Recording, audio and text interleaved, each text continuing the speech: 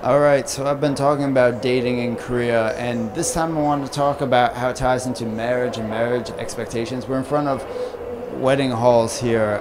I made a video once before talking about marriage expectations in Korea, or like how heavily it's emphasized, but it also plays a role in dating, even just like casual dating. It depends on the person. One of my very first dates a long time ago, I think I might have mentioned this in the previous video. The girl said like, "Oh, when do you plan to get married?" And I'm like, "I don't know. It depends on the person. Depends how long we've been together. Like, it depends." And I said, "What about you?" And she said, "3 years, just 3 years." So 3 years of dating and straight to marriage. Well, she just said she planned to get married in 3 years, and I said, "Well, what if you don't? What if you haven't met someone by then?" And she's like, 3 years. There are various ways to find someone if marriage is your real goal and you really want to get married. I had an ex-girlfriend, and when we broke up, I knew she wanted a husband and not a boyfriend. We had only been together for like a few months, and she would not ask me about marriage, but she'd kind of say things, talk about the future, talk about stability related issues, and I kind of avoided them because we'd only been together for a few months. I wasn't sure I wanted to get married to her. Her job was on strike or something, so she didn't have to work for a few weeks, and so she was home all the time. And she said literally every day her mother would wake her up at 9 in the morning and ask her if she was dating someone, and if she was dating someone else, if he had proposed yet.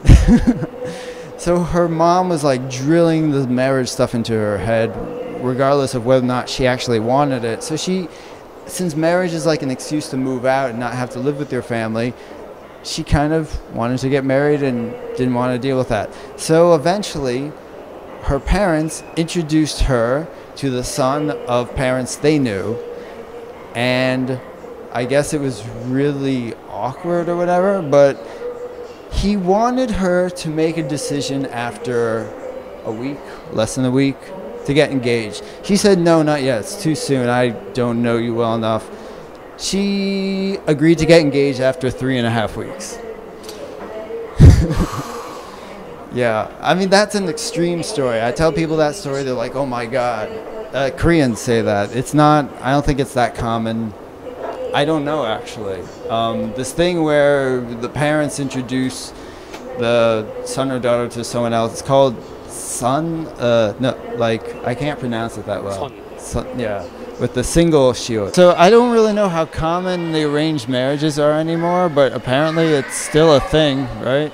Well, apparently there's this joke where it goes, if the couple is under the age of 50, when you add the ages together, it's called a sogeting, or a blind date. But if it's past 50, they call it a son. When people get past 25 and around, especially around 30, they're concerned about it. They're thinking about it. I think the average age for women marrying now is 29. Men, it's like, could be 31, 32, something like that. It's up there. Yeah, well, it's growing. It used to be like 24, like 2 decades ago or something like that. You kind of want to figure out ahead of time if the person you're dating is really, really concerned about marriage. They're probably gonna drop some hints in the first date, but you kind of also, like, if you're not interested, you don't want to be wasting their time either. So yeah, marriage is a big part of dating here.